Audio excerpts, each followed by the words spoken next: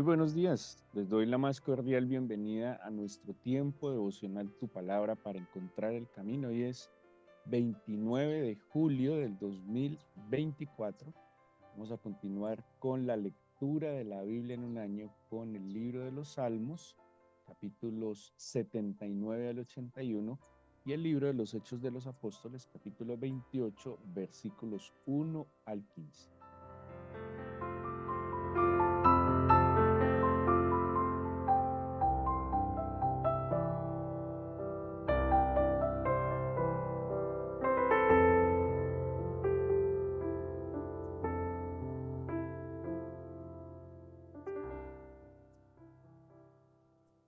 Bueno, espero que en su devocional diario, en su devocional personal y en su lectura diaria de la Biblia puedan acompañarnos en la propuesta que hemos hecho este año para leer la Biblia en un año.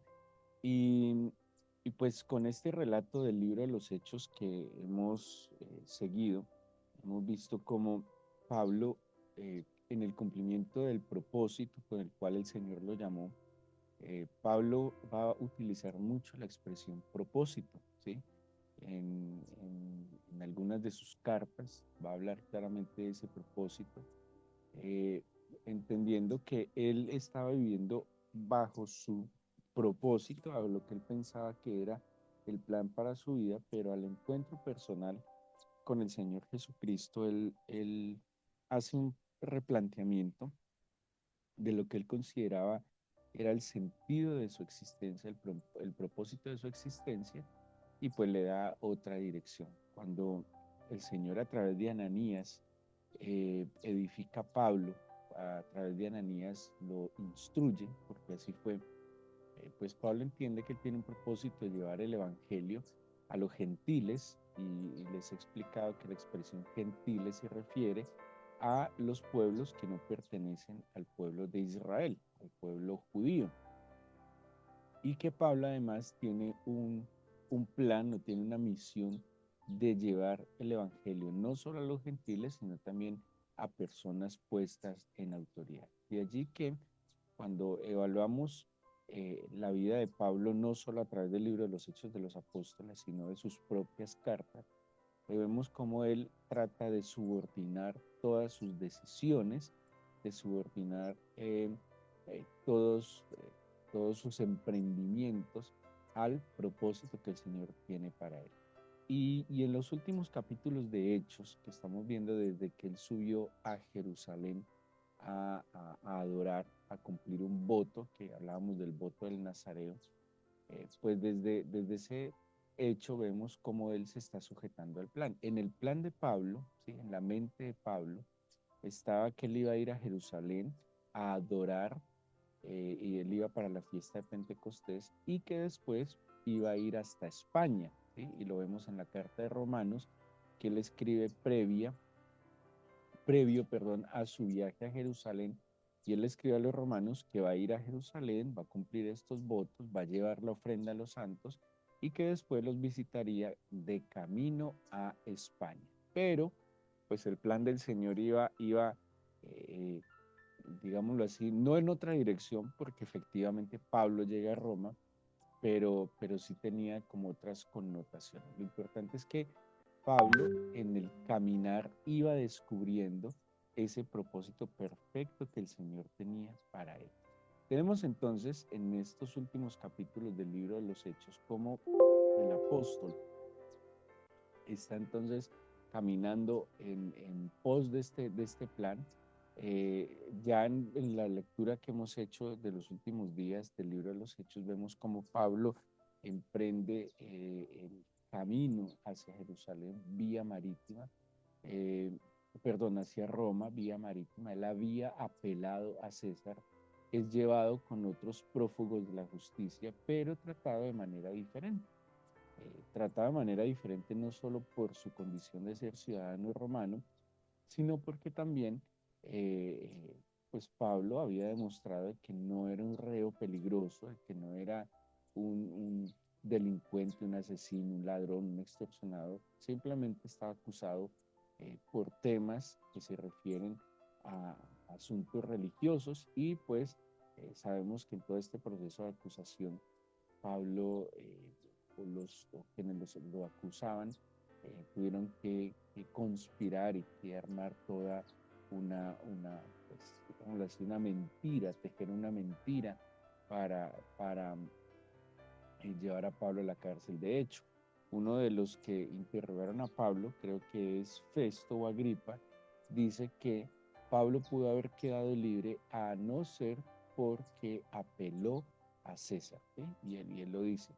Este hombre, pues no había una causa justa para que él estuviera preso, pero apeló a César. Bueno, vemos entonces en el capítulo 28, después de un naufragio, porque el barco naufragó con 276 personas, ninguna de ellas se ahogó, porque el Señor le había dicho a Pablo que él le iba a conceder a todos los que navegaban con él. Ellos obedecieron también, ¿sí? Pablo les dio unas instrucciones y ellos obedecieron a Pablo, ninguno pereció. Luego de terminar en la isla de Malta, pues es trasladado Pablo a Roma. Y en Roma, pues ya no lo relata exactamente la Biblia, pero sí lo relata en otros escritos apócrifos de la época del Nuevo Testamento, donde se habla de la muerte de Pablo. Al fin del tiempo, bueno, Pablo en Roma escribe otras de sus cartas. Se dice que Pablo tenía varios amanuenses o personas que le escribían las cartas, y entre ellos Lucas, que es el autor de Hechos, que parece que, según los relatos en primera persona, pues él estuvo presente en todo este proceso, incluso en el naufragio. Pero quiero centrarme bien en algo. Pablo llega a Roma. Pablo apeló al César. Pablo apeló al foro romano. Pablo apeló a ir a presentarse delante de aquel que el Señor le había dicho. De hecho, en el naufragio, cuando estaban en el naufragio, cuando dice el Señor que el ángel del Señor se le apareció a consolarlo, a fortalecerlo, le dice que era necesario que él cumpliera el mandato de ir y presentarse delante del César. ¿Sí? Eh, Pablo, en todo este proceso de compañía en el Señor, experimentó que a pesar de que el camino era dificultuoso, a pesar de que había muchos obstáculos, oposición, peligros, Pablo también lo va a describir así en una de sus cartas, que él había eh, sido perseguido, vivido en peligros, acechanzas, oposiciones, pero a pesar de que las cosas no necesariamente iban por una calzada allanada, calzada es la expresión de la vía romana, que era lo que en nuestra época serían esas grandes autopistas de vías rápidas. En la época romana estaban los caminos y las calzadas. Las calzadas eran vías amplias por donde podían transitar, digamos así, carruajes, y era amplia, ancha, más seguras. Y estaban los caminos que para nuestra época serían como trochas, que eran caminos peligrosos, dificultuosos, de subida, de bajada, llenos de curvas, digámoslo así, de obstáculos. Y pues Pablo, el Señor hablaba de caminar era en los caminos, no en las calzadas. Independientemente de esto, Pablo pues había elegido caminar de acuerdo a lo que el Señor ponía delante de él, y, y se estaba cumpliendo ese propósito, ¿sí? Llegar a Roma. Bueno, allí llega, puede ser visitado por los amigos, desde allí escribe las cartas, desde allí eh, sigue predicando, y allí pues es condenado a muerte, como les mencioné. Esto no está exactamente en la Biblia, pero sí está en libros o en escritos de la época. Pero quiero que me acompañen en esta carta, en la segunda carta de Pablo a Timoteo, que se ubica como una de las cartas de la prisión, y por lo que vamos a leer seguramente es en esta prisión en Roma donde Pablo va a morir. Y yo les mencionaba al principio lo que tiene que ver con el propósito.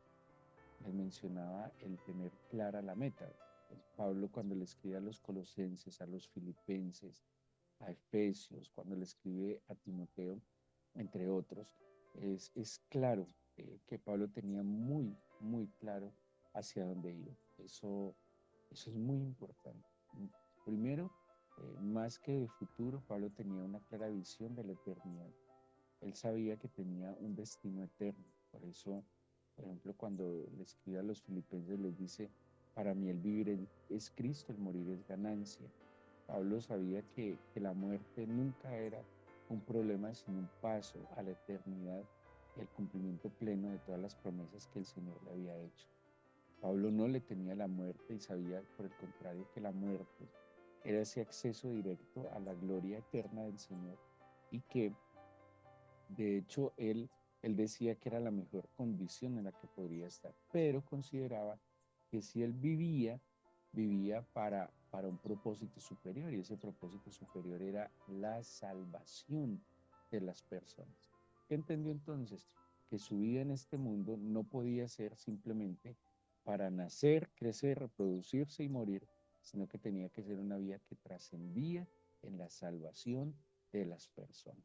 Increíble, imagínense uno vivir no pensando solo en la pensión, no pensando solo en pagar las deudas, no pensando simplemente en conseguir una pareja, entre comillas, ser feliz, sino que es una vida que se fundamenta en una misión superior. ¿Y cuál es esa misión superior? Salvar a las personas. Es una vida heroica, diría yo. Es una vida, es una vida que pues está enfocada, como les mencioné, en un bien superior, ¿sí? En una misión superior. Así que Pablo le escribe de la siguiente manera a su discípulo Timoteo, ¿sí? A su discípulo Timoteo, y le dice así, te encarezco en el capítulo 4, segunda de Timoteo capítulo 4, acordémonos que Pablo le escribe dos cartas a Timoteo, ¿sí? Y en la segunda carta le escribe lo siguiente, te encarezco delante de Dios y del Señor Jesucristo, que juzgará a los vivos y a los muertos en su manifestación y en su reino, que prediques la palabra, que instes a tiempo y fuera de tiempo, redarguye, reprende, exhorta con toda paciencia y doctrina. ¿Sí? Este es el consejo final de Pablo a su discípulo amado, que él escribe y lo considera como hijo. Así le escribe Pablo a Timoteo, también a Tito, mi hijo amado, mi verdadero hijo en la fe. Y le está diciendo que tú no dejes de predicar en ningún momento, ¿sí? Que insistas siempre, que además a través de la buena y sana doctrina enseñes, redargullas, reprendas, motives, estimules a las personas para que, pues obviamente, reciban la verdad y la orientación al camino de la salvación. Pablo, desde, digámoslo así, desde el final de su vida, desde el momento en que él claramente puede ver que eh, ha llegado a la meta, podríamos verlo, o está muy cerca de la meta. Ojo, no necesariamente llegar al final de sus días es poder decir claramente que llegó a la meta, ¿sí? Hay personas que están viendo el final de sus días y que están llegando al final de sus días y que lastimosamente no alcanzaron ninguna meta, ¿sí? Entonces, por eso han pasado muchos años, sienten que el final de sus días está cerca, pero solo hay frustración y tristeza porque no alcanzaron la meta, ¿sí? Se propusieron muchas cosas o simplemente nunca encontraron el propósito de su vida. Pablo, como encontró el propósito de su vida y trató de subordinar todas las cosas a ese santo y noble propósito, pues cuando ve cerca los días finales, simplemente experimenta la plenitud y la satisfacción de haber cumplido el plan y el propósito para el que había sido creado, ¿sí? Dice el versículo 3, porque vendrá tiempo cuando no sufrirán la sana doctrina, sino que teniendo comezón de oír, se amontonarán maestros conforme a sus propias concupiscencias y apartarán de la verdad el oído y se volverán a las fábulas. Bueno, Pablo ya podría identificar los peligros de tantas mm, doctrinas, enseñanzas falsas, engañosas, fantasiosas, que estaban empezando a surgir en la época de la primera iglesia, y advierte a Timoteo que cuide mucho la enseñanza, que cuide mucho la sana doctrina. La sana doctrina no es un tema que, así lo juzgan hoy las iglesias, que sana doctrina, si es trinitario es sana doctrina, si es unitario es mala doctrina. La sana doctrina no se fundamenta en eso, porque ese tema de la Trinidad y de la unicidad de Dios es bien complejo.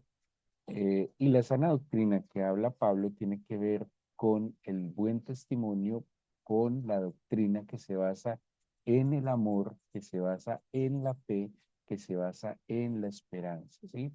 La sana doctrina se fundamenta en lo que Dios mismo se fundamenta, y la misma escritura nos enseña que el Señor es amor.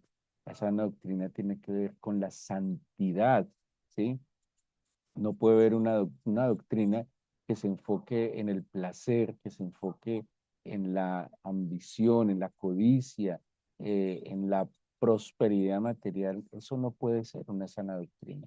La sana doctrina promueve la rectitud, la sana doctrina promueve una vida santa, apartada, diferente, exclusiva para el Señor. Una sana doctrina promueve la armonía, la reconciliación, promueve el perdón, promueve una vida moralmente, ¿sí? También correcta, una vida de integridad. Eso es la sana doctrina.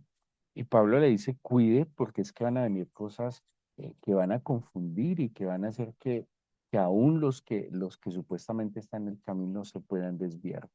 Dice el versículo 5, pero tú sé sobrio en todo, o sea, que esté equilibrado. La sobriedad tiene que ver con estar equilibrado, con estar puesto en su lugar, con no estar divagando. Hay personas que empiezan a mirar para todos lados, mueven la cabeza de un lado para otro, se tambalean. La sobriedad tiene que ver con estar claro, lúcido, ubicado. Dice, tú sé sobrio en todo, soporta las aflicciones. Imagínense quién está hablando de soportar aflicciones. Acababa, bueno, no sabemos exactamente acababa, pero había pasado un naufragio, había sido flagelado, había sido humillado, había sido calumniado. Sí que Pablo sabía lo que era la la aflicción, lo que era la dificultad. Dice, soporta las aflicciones, le está hablando un hombre que las ha soportado, haz obra de evangelista y cumple tu ministerio. ¿Sí? Porque el evangelista siempre está llevando la luz del Señor y está llevando la palabra de esperanza. El evangelista cuida muy bien su testimonio, pero el evangelista también siempre está abriendo sus labios para hablar de aquel que le permite alcanzar el buen testimonio. Miren lo que va a decir en adelante, porque yo ya estoy para ser sacrificado y el tiempo de mi partida está cercano. Mire que estas no son palabras de, no todas las personas que están a punto o que tengan la certeza que van a trascender a la eternidad van a hablar en este sentido. Le está aconsejando a su discípulo, a su hijo amado Timoteo, que viva como él vivió, que camine en pos de lo que él caminó, que entienda de que hay tiempos peligrosos y que hay un entorno nocivo que está afectando la fe, que está afectando la verdad, pero que se sostenga en la verdad del Señor y que cumpla la obra y el ministerio para el cual el Señor lo había llamado. Timoteo, al igual que Pablo, tenía un llamado, tenía una vocación, tenía una misión, tenía un propósito, y Pablo lo está exhortando, motivando a que se mantenga en esa meta, que se enfoque en esa meta y que, y lo está diciendo desde un punto en que él dice, yo ya estoy para ser sacrificado, el tiempo de mi partida está cercano. Pero pónganle mucho cuidado a estos últimos dos versículos.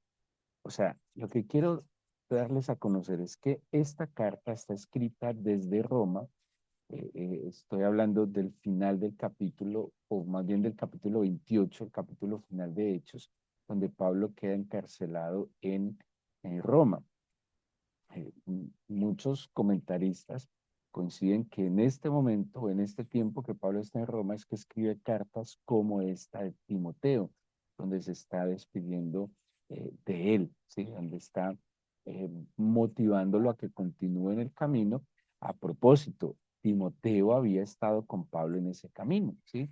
Timoteo había acompañado a Pablo en un par de sus viajes misioneros y cuando Pablo le escribe a Timoteo, Timoteo sabe de qué le está hablando, ¿sí? Porque él no le está dando instrucciones a su hijo desde la distancia, sino que le está dando instrucciones a su hijo desde lo que su propio hijo, estoy hablando hijo como Pablo le menciona, pero era discípulo, lo que su discípulo amado vio en su maestro.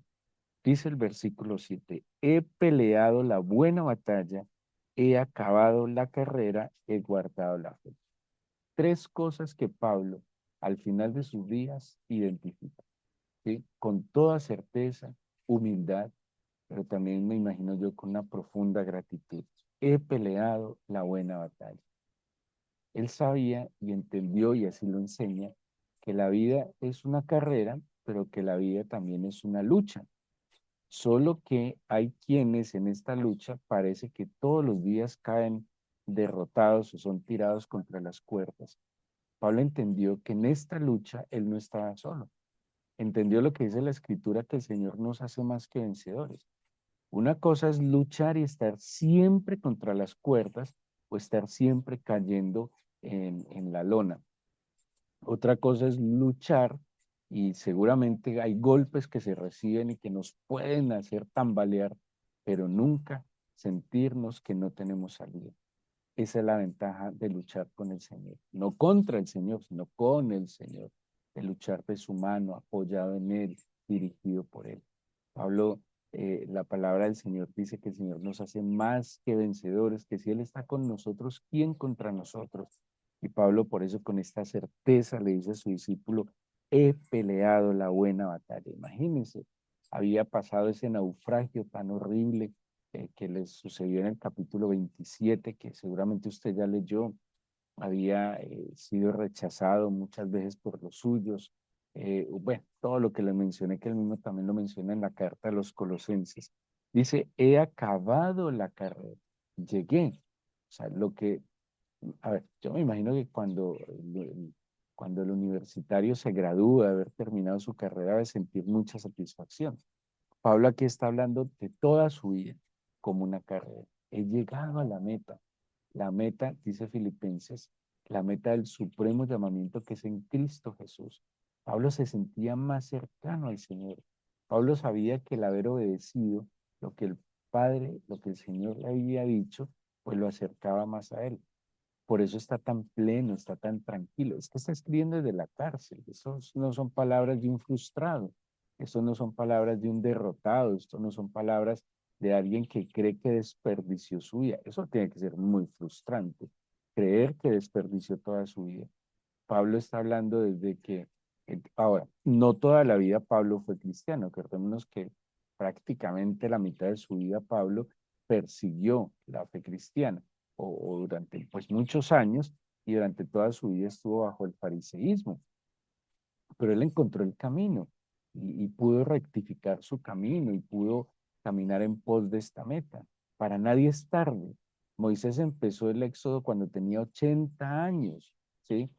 Moisés se volvió al Señor seguramente cuando tenía más de 40 años, o sea, nunca es tarde, siempre es una oportunidad. Y así Pablo, cuando lo entendió, la aprovechó, no la desperdició. Y dice, he terminado, he acabado la carrera, he guardado la fe. ¿Saben por qué Pablo pudo pelear la buena batalla y acabar la carrera? Porque guardó la fe como un tesoro, porque no sucumbió ante los dardos que el enemigo le enviaba, porque el escudo de la fe le protegió. Pablo, cuando le escribe a los romanos, les dice, creo que es en el capítulo 4, cuando habla de Abraham, dice que Abraham no se debilitó en la fe, ¿sí? Abraham tenía muchas cosas adversas y no se debilitó en la fe, se mantuvo firme en la fe. Y ese tesoro que él guardó profundamente, que fue la fe, esa medida de fe que el Señor le concedió, le permitió pelear la buena batalla y acabar la carrera. ¿Qué dice el 8? Por lo demás, me está guardada la corona de justicia, la cual me dará el Señor, juez justo, en aquel día, y no solo a mí, sino también a todos los que aman su venida.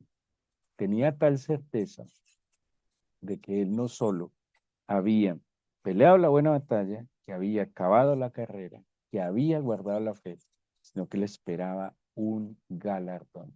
El Señor ha prometido galardones.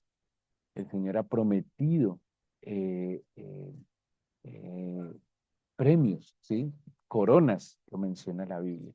Y aquí Pablo nos está hablando de una corona. Eso es un tema muy interesante, las coronas que ofrece el Señor. Y aquí Pablo dice que aquellos que aman su venida van a recibir una corona de justicia, ¿sí? Y quien ama la venida del Señor, ¿qué hace? La anuncia, ¿sí? Cuando uno ama algo, lo anuncia. Cuando el enamorado, el novio, el esposo está enamorado, ¿qué hace? Habla del objeto de su amor. Cuando alguien tiene una pasión por un deporte, tiene una pasión, no sé, por la música, por lo que sea, habla de esa pasión. Aquel que está enamorado de una causa la anuncia, la declara. Y aquí Pablo anhelaba, amaba y estaba tan convencido de la venida del Señor, estaba tan convencido de su regreso, que él anunciaba ese regreso. Yo creo que el cristiano no anuncia a Cristo porque le falta estar enamorado de Cristo. Creo que el cristiano no anuncia a Jesús, no proclama a Jesús, porque le falta amor y, como estudiábamos ayer, también gratitud. Un corazón agradecido y un corazón enamorado proclama el objeto de su amor. Eso lo hace todos aquellos que tienen una pasión, le salen a visitos, siempre centran sus conversaciones en el objeto de su adoración, en el objeto de su amor, en el objeto de su pasión. Pablo estaba tan apasionado con que Cristo volviera. Pablo estaba tan convencido que él era el único camino de verdad y vida. Pablo estaba tan seguro, además, él conocía desde el Antiguo Testamento, estaba tan seguro que Cristo era el Mesías prometido, que era el Salvador del mundo, que él por eso le está diciendo a Pablo, a Timoteo, perdón, a tiempo y fuera de tiempo, en todo momento es una oportunidad de hablar y proclamar el amor de nuestras vidas. Así que con estos últimos versículos, Pablo se despide de, de su discípulo Timoteo con unas instrucciones.